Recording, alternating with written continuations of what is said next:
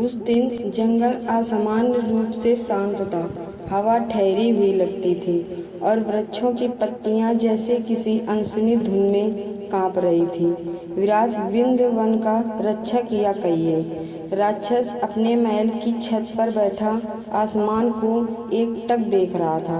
विराट का चेहरा भयंकर था, लाल आंखें, ऊंचे सींग और वज्र की भांति भारी शरीर, पर उसकी आत्मा वो एक टूटी हुई आत्मा थी जो वर्षों से एक श्राप का बोझ ढो रही थी। जब तक तू सच्चा प्रेम नहीं जानेगा तब तक तू इसी राक्षसी देह में कैद रहेगा। गांव में उसका नाम भय का पर्याय था, किंतु उसका हृदय वो प्रेम को तरसता एक निष्पाप हृदय था। पुष्पवती गांव में चंद्रमा की रातें अक्सर भय से भारी होती थीं। लोगों को डर होता था कि राक्षस फिर आएगा और किसी अन्य को उठा ले जाएगा।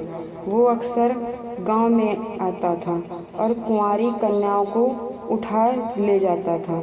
वो लड़कियों को खंडहर जैसे महल में बंदी बना लेता था। फिर से वही रात आने वाली थी। गांव के लोग डर से कांप रहे थे। इस बार उसकी नज़र दो बहनों पर पड़ी, गौरी और काव्या। गौरी गंभीर, संयमी, एक शालीन सौंदर्य की मूर्ति। काव्या हंसमुख, चपल, जीवन से भरी हुई। वह आया, राक्षस आया। गौरी और काव्या को पकड़कर ले गया।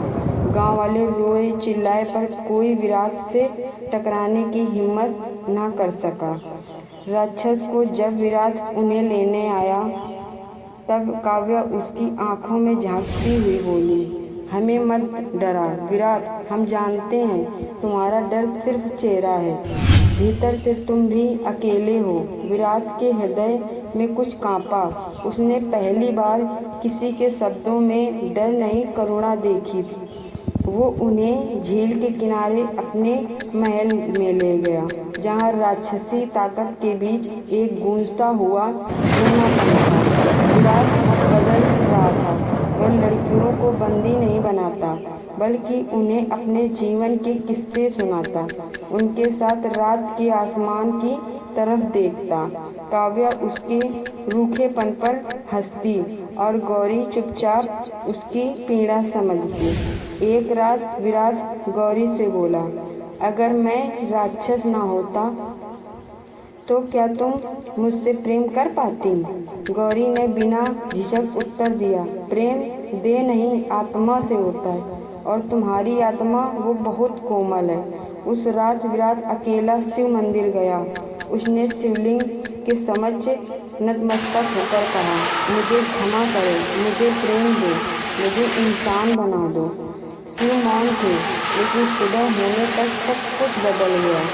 सूरज की पहली किरण के साथ विराट की देह से राक्षसी छाया हट चुकी थी। अब वह एक सुंदर युवक था। उसकी आंखों में करुणा थी, हाथों में अपनापन। गौरी ने उसे देखा और मुस्कुरा दी, तुम अब वही हो जो तुम भीतर से थे, उसने कहा।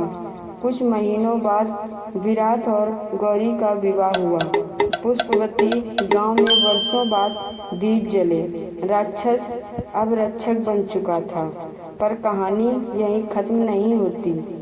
गौरी अब सुखी थी विराट के साथ, उसकी दुनिया संपूर्ण थी, लेकिन काव्या अब भी खाली थी। दोस्तों, ऐसी मजेदार कहानी देखने के लिए मेरे चैनल को सब्सक्राइब और लाइक